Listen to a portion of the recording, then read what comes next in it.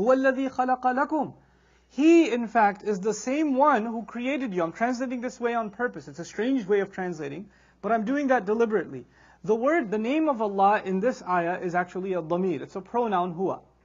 A pronoun from a language perspective, يَعُودُ إِلَى مَا سَبَقَ. It goes back to what came before it.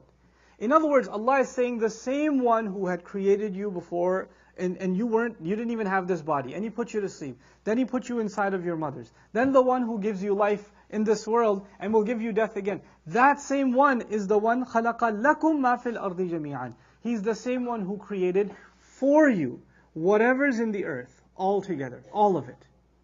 Now what's the connection? The first thing to understand is the connection with the previous ayah. You were in the closest company of Allah, which illustrates how much love Allah has for you. Allah didn't do that for other creations the way He did that for you. And then He decided that He will build you a home on this earth, on this planet. In the entire universe, He picked this small planet for our habitat, our home. And then He says, He goes out of His way to say that He created especially for you. He went out of His way for your sake to create things on this earth all together. Meaning everywhere on this earth there is something that you can benefit from. That is for you. This is a profound statement. Scholars were baffled by this statement. How is everything in the world created for us? How is a mosquito created for me?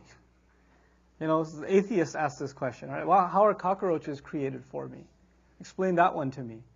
Or how is this created for me or that created for me? They'll ask this question, because if everything is for me, then no thanks, I don't like bacteria. Or I don't want virus. Or I don't want this, right? They'll say, how is that for me? The response to that is actually, you have to take a step back and take a deeper look at what Allah Azza wa Jalla is saying.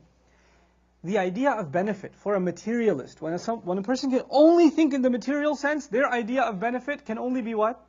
Material. There's no other benefit in their view because they've become entirely materialistic. ذَلِكَ مَبْلَغُهُم مِّنَ الْعِلْمِ وَلَمْ يُرِدْ إِلَّا الْحَيَاةَ الدُّنْيَا ذَلِكَ مَبْلَغُهُم مِّنَ الْعِلْمِ. He didn't want anything but worldly life. That's the extent of their knowledge. That's as far as they can think. So when they think of anything in the world, they say, how does this physically benefit me? How does this in in consumption, in my wealth, in my status, in my security, how is this material good for me? That's the only way they can think of benefit. And that's the tragedy of a human being who forgets that he's not just made of a body, but he's also made of a ruh. And there's a benefit to the body, and there's also a benefit to the ruh. What Allah created on this earth, so much of it is a benefit to our body, and so much of it is a benefit to our ruh. There are things on this earth that terrify us. Alligators are terrifying. Snakes cobras are terrifying. These things, when they have their fangs out, are they'll petrify you just out of fear, And these things are a reminder to a believer, if Allah can create this kind of fear on the earth, if I disobey Him, what kind of fear can He create in the akhirah?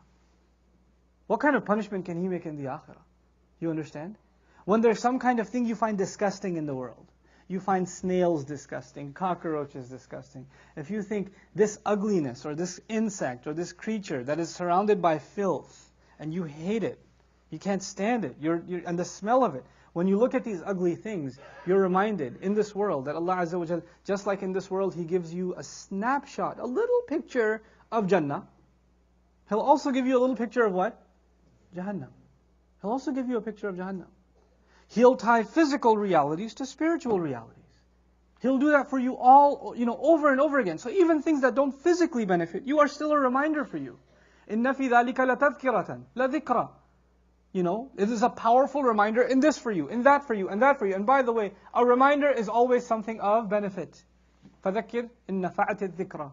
A reminder is always of benefit. So the world and everything in it is actually a matter of benefit. Whether it's directly of benefit, like the animal, and the skin of the animal, and the flesh of the animal, and the milk of the animal, and the ride of the animal. There's so much of the animal that is of benefit. Or there are animals that we can't eat or consume, or they're poisonous or dangerous. Even they have benefit. If the benefit isn't physical, then the benefit is what? Spiritual. And since the human being is both of these things, so Allah Azza wa Jalla created this earth to benefit both parts of our existence. The physical part of our existence and the spiritual part of our existence.